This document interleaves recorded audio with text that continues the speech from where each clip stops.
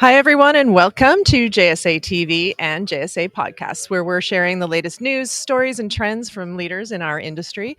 I'm Barb Mitchell, joining you today from PTC 2024, and I have with me my guest, John Bruner, CEO of Aegis Mobile. Welcome. Oh, thank you for having me today. Yeah. Last time I saw you was in rainy London, and now we're in sunny Waikiki. This is true. Yeah. How's the week been? The week has been terrific, hot, and I didn't pack for hot weather, but Right. I'm getting through it. It's tricky, right? I mean, we're inside. It's chilly in here, actually. Yeah, For it is everyone at chilly in home, we're here. not in the sun. Actually, we're inside, in the hub just outside the PTC hub here. But pleasure to chat with you, and let's jump right in. I know we chatted, a couple months ago about what the focus at Aegis Mobile is, and I think I want to pick up on that conversation a little bit and talk about. I know there are continuing concerns around fraud in the telecom industry. Tell us how that aligns with the mission and focus of what you're doing at Aegis Mobile. Okay, well, thank you very much. It's interesting because we talk about the big push today is restoring trust in voice and in messaging. Yeah.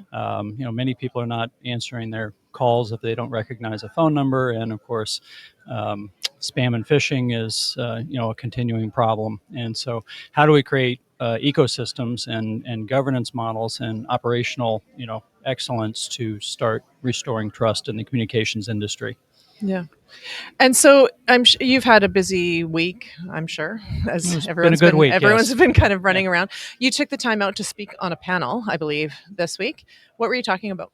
We were really focused on ensuring privacy in the communications ecosystem and a big discussion on trust.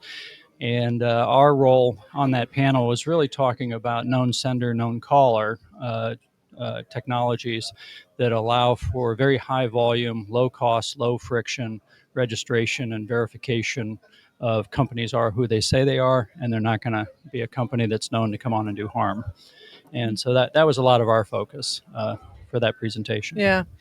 And moving from that right into a big topic. Let's go the biggest topic we can. What's Talk about the industry as a whole in terms of trends. What are you seeing in terms of, larger scale trends across the industry? So I can speak about the U.S. industry because we've done some great things in that industry, specifically around messaging, where we've created the ability to onboard thousands of companies on a daily basis to become known senders on the major carriers' networks for business to consumer messaging. And what we're learning is that there are a lot of companies out there that are trying to prevent fraud, and we all have processes that actually are effective. But to make them even more effective, we have to be communicating with each other. And so the feedback models and the proactive communication of issues across the many players in the industry that are playing very different roles is really where a lot of the discussions that we're having today in the U.S. market on making that happen. Yeah. From our perspective, to vet a company and say, okay, this is a good company that has no history of bad behavior, so therefore, they're probably going to be fine, coming on and communicating with their customers and not doing harm.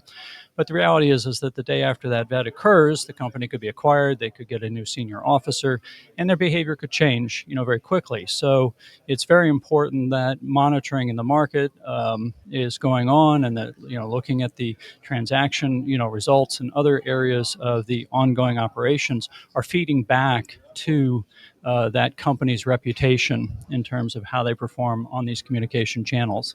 And again, because the industry, great providers of services have signed up contractually to do the part that they do. A lot of the contracts that are in place don't really allow for the sharing of data across all the players that are trying to stop fraud. Yeah. And so those are the kinds of discussions that we're having today in the industry that will really help a lot. Yeah. So, as we said, we're sort of an hour or two away from wrapping up this year's PTC conference. Where do you go from here? What's not geographically, but in terms of Aegis and what your focus is for the next sort of 6 to 12 months? What will you be telling us about this time next The year? easier answer is I'm going home. But, Yeah, that is the easier answer. thank God. Yeah. Yep. But yeah, so, fraud is something that is always evolving. And so from our perspective, our focus is on continuing to create efficiency, greater automation, success rates. We operate in very, very high, 90 percentile plus success rates for fully automated, processing. But how do we continue to improve that? How do we expand our data sources, and how do we stand up the communications across the different companies? And so that's really the biggest part of our roadmap, going forward. And it's really about more data at the end of the day, and how it's used. Okay, great. Well, it's always a pleasure. Yeah, catching up. It is a pleasure. Thank yeah, you. I'm sure we'll see you again in somewhere in the next couple of months, few months.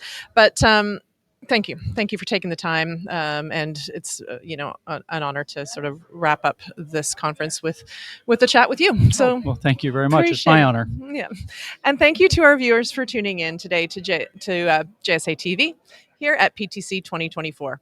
Happy networking.